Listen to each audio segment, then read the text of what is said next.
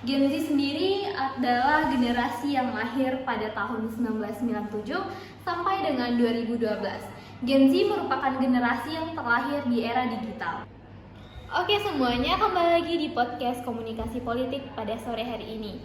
Di sini kembali juga bersama aku Rifa Idalia akan memandu podcast kita dari awal sampai akhir. Nah, sering kita dengar bahwa anak muda zaman sekarang cuma mikirin gadget aja. Tapi apa benar? Di era digital ini Gen Z lagi-lagi menjadi sorotan publik. Katanya sih generasi ini terlalu sibuk men-scroll dan main game saja. Tapi kalau kita lihat lebih dalam, Gen Z justru punya potensi besar buat membangun masa depan di negara ini, termasuk di dunia politik. Jadi, emang benar Gen Z cuma bisa men-scroll? Atau justru mereka punya sayap buat terbang lebih tinggi? Nah, di podcast kali ini kita akan membahas tentang Gen Z. Podcast kali ini aku nggak sendirian nih. Di sini aku ditemenin oleh beberapa mahasiswa Departemen Ilmu Sosial Politik Universitas Negeri Padang. Di sini kita udah ada Kak Sarah Insani Hanuji, Silwati Alawiah, Wahyunisa Fitri, dan juga Riri Novitasari. Oke, katanya WNP sekarang lagi pada sibuk UTS ya? Iya. Iya. Yes. Gimana persiapan UTS-nya? Persiapan sih kayak biasa ya, belajar, review materi yang kayak mahasiswa biasa pada umumnya. Banyak tugas-tugas project gitu ya? Tentunya pasti. Oke. Kita masuk aja nih langsung ke pertanyaannya ya. Di sini aku mau nanya nih sama Kak Sisil terlebih dahulu. Gimana sih pandangan Kak Sisil sendiri sebagai Gen Z terhadap konten politik di media sosial? Menurut saya ya, pandangan Gen Z terhadap konten politik di media sangat dipengaruhi oleh media sosial dan karakteristik. Di mana Gen Z ini pengguna internet, mereka lebih menyukai video-video yang visual, kayak dia lebih menarik dan mudah dipahami. Media sosial ini telah memberikan platform bagi Gen Z untuk berpartisipasi dalam politik, tetapi juga menghadirkan tantangan dalam mengakses informasi yang akurat dan menghindari polarisasi. Penting bagi Gen Z untuk kritis terhadap konten politik yang mereka temui di media sosial. Jadi Gen Z ini jangan langsung percaya dengan media-media yang bohong gitu kan. Biasanya kan kayak terlalu karena dia viral kan percaya kan, sebenarnya itu salah gitu kan. Video bohong kan karena viral tuh mereka kayak FOMO gitu. Ya, berarti belum tentu kebenarannya kan dari itu. Berarti Gen Z juga harus memilah dan memilih mana video yang baik gitu. Mana yang benar dan mana yang salah juga. Jangan langsung diambil mentah-mentah gitu ya. Iya. Oke. Kita masuk pertanyaan kedua, boleh? Boleh. Oke. Pertanyaan kedua ini aku mau nanya nih sama Kak Ayu. Gen Z sendiri generasi yang katanya kritis dan idealis, bener nih bisa mengubah politik di Indonesia atau cuma hanya mimpi aja gitu? Oke, untuk pertanyaan ini ya, sebelum lebih dalam, aku mau bilang sedikit tentang Gen Z. Gen Z ini kan seperti yang kita ketahui, Gen Z ini kan seseorang yang lahir dari tahun 1997 sampai 2012 kan. Bisa dibilang mereka ini adalah generasi yang lahir di era digital dan internet. Berarti mereka itu mudah dalam mengakses segala sesuatu karena sudah hidup di era digitalisasi, bukan? Gen Z ini juga sering dibilang sebagai digital native atau penduduk asli dari digital gitu. Oke, masuk ke pertanyaan tadi. Saya mau bilang beberapa sih kekuatan yang dimiliki Gen Z ini di media sosial. Yang pertama, Gen Z ini tuh jago teknologi dan informasi karena ya tadi mereka itu lahir di era yang serba digital. Iya, serba digital.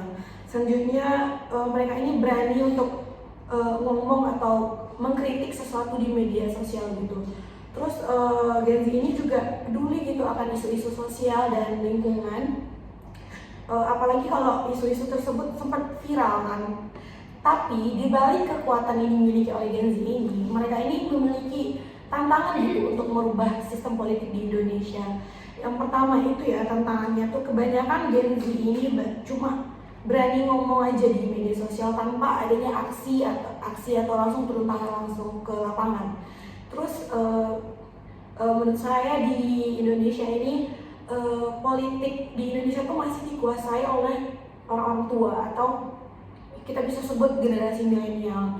Selanjutnya banyak dari Gen Z ini yang cuma mau berteman atau enggak akrab sama yang seopini sama dia, sedangkan yang berbeda opini dari dia itu dia tidak terlalu mengacuhkan tadi ya, balik ke yang tadi karena viral kan.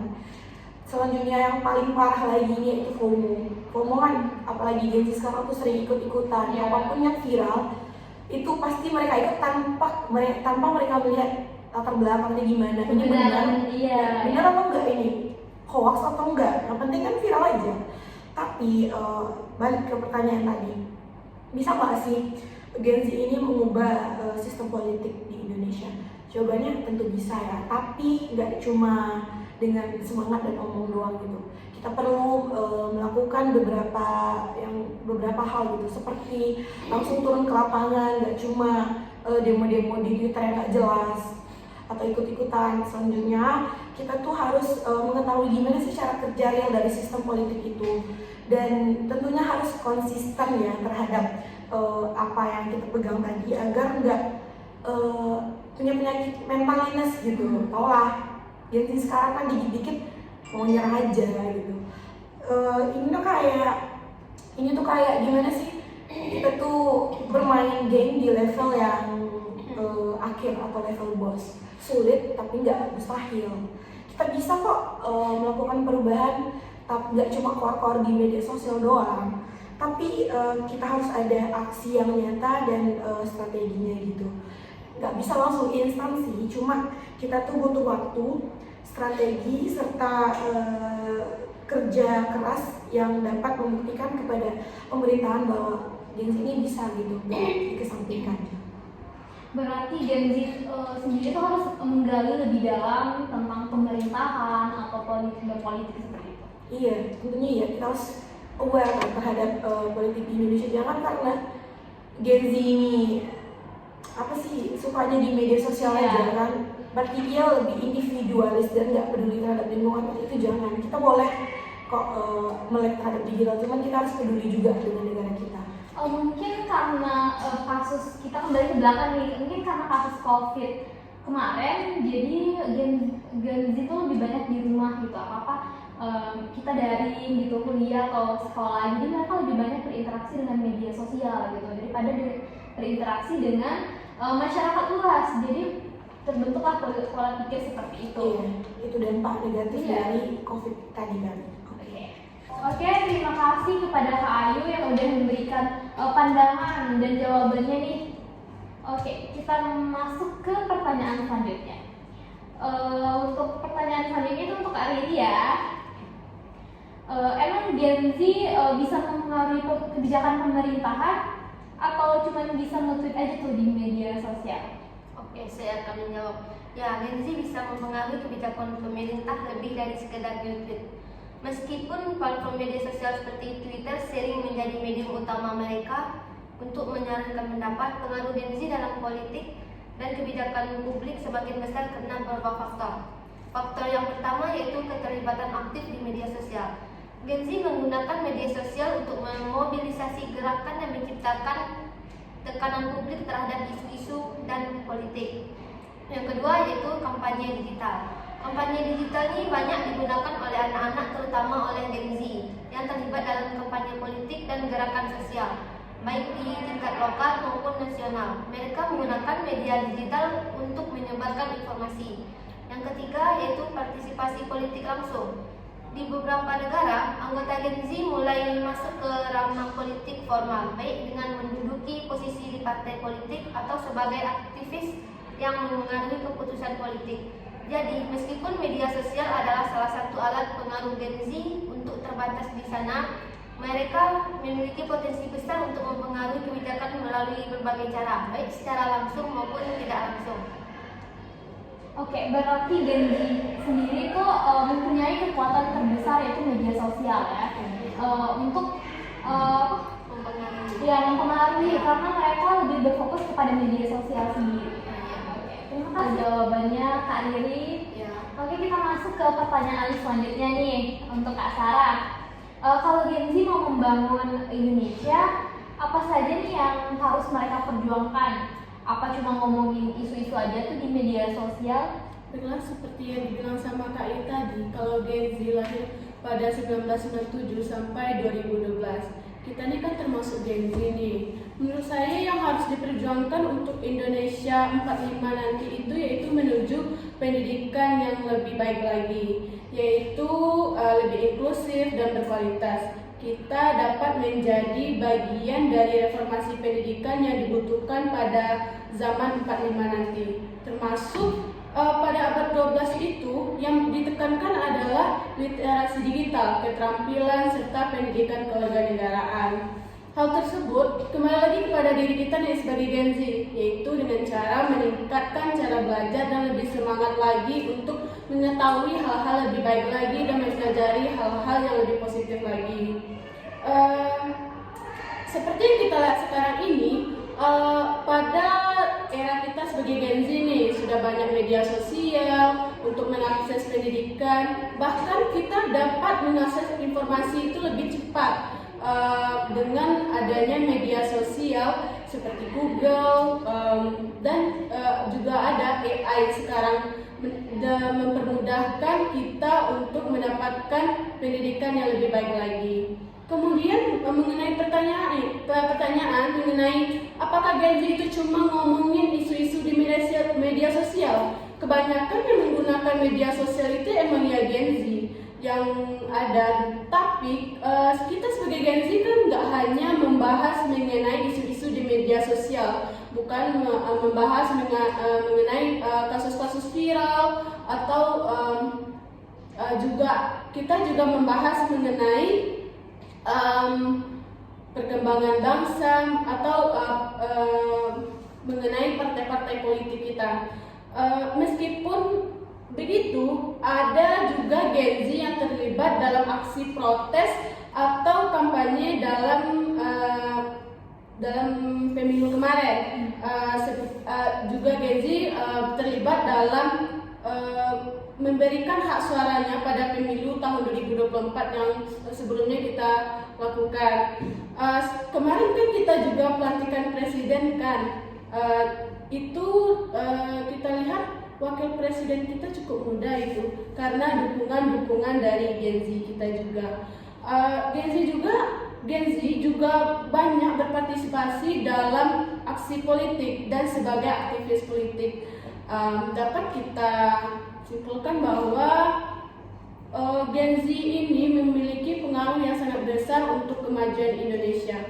Gen Z juga banyak dalam berbagai bidang yang mempengaruhi hal-hal lebih baik lagi. Terima kasih. Berarti Gen Z ini mau ya membangun Indonesia bersama-sama gitu ya. Iya. Oke, terima kasih untuk Kak Sarah atas jawabannya dan pandangannya terhadap Gen Z yang mau membangun Indonesia dan apa sih yang harus mereka perjuangkan gitu. Oke, kita masuk ke pertanyaan selanjutnya, yaitu kembali lagi nih untuk Kak Ayu. Oke, pertanyaannya yaitu apa peran Gen Z dalam membangun sistem politik yang lebih baik dan apa saja sih ide-ide yang mereka tawarkan gitu. Oke, untuk peran Gen Z ya itu banyak sekali ya peran Gen Z ya kalau kita lihat dari sekarang ini. Tapi saya hanya menyebutkan beberapa. Yang pertama itu Gen Z ini adalah gen yang melek akan media sosial dan informasi. Dikarenakan mereka ini lahir, tumbuh dan berkembang. Jadi mereka dalam mengakses sesuatu atau informasi itu jadi lebih mudah atau udah passionnya gitu, udah biasa, easy bagi dia. Yeah. Selanjutnya Gen Z ini memiliki suara yang lantang di media sosial. Contohnya aja Gen Z ini aktif dalam mengkritik sesuatu di media sosial itu yang tentang kebijakan pemerintah mereka rasa nggak adil gitu bagi kita semua kan masyarakat Indonesia. Mereka berani meskipun hanya melalui ketikan itu. Gen Z ini membawa perspektif yang segar dalam politik dengan memberikan ide-ide yang beragam dan inovatif. Meski tidak semua ide bisa langsung diterima dan diterapkan, tetapi semangat dari Gen Z ini perlu diacungi jempol oleh pemerintah dan didukung untuk menciptakan sistem politik kita yang lebih baik tentunya. Dan untuk ide-ide yang udah ditawarkan dari Gen Z ini, yang saya tahu nih ya beberapa. Yang pertama itu, mereka ini membuat beberapa platform digital untuk memantau atau menilai kinerja pemerintah itu gimana. Selanjutnya mereka juga membuat transportasi transportasi publik yang mungkin ramah lingkungan ya. Terus mereka juga membuat beberapa konten-konten politik atau podcast yang dapat mengedukasi kita tentang politik di Indonesia itu gimana sih, biar kita tuh Gen Z lebih peduli gitu terhadap negara. Dan mereka juga membuat aplikasi sih untuk menyampaikan aspirasi kita sebagai masyarakat Indonesia kepada pemerintah.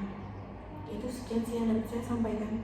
Oke, berarti Gen Z ini tidak hanya masyarakat atau publik berspekulasi tuh membawa dampak negatif aja atau seperti yang kayak cuman rebahan, cuma scroll doang gitu. Tapi Gen Z juga punya peran yang positif gitu di dalam pemerintahan politik ini. Karena mereka punya kekuatan yaitu media sosial. Mereka berani untuk mengkritik pemerintah karena menurut mereka kebijakannya yang tidak masuk akal atau yang melenceng gitu istilahnya gitu ya. Oke, terima kasih untuk Ayu. Tanpa terasa ternyata kita udah ada di penghujung podcast aja nih. Dan juga terima kasih kepada Kak Sarah, Kak Sisil, Kak Ayu, dan Kak Riri yang sudah meluangkan waktu berharganya nih untuk datang ke podcast aku. Oke guys, see you next time. Sampai jumpa.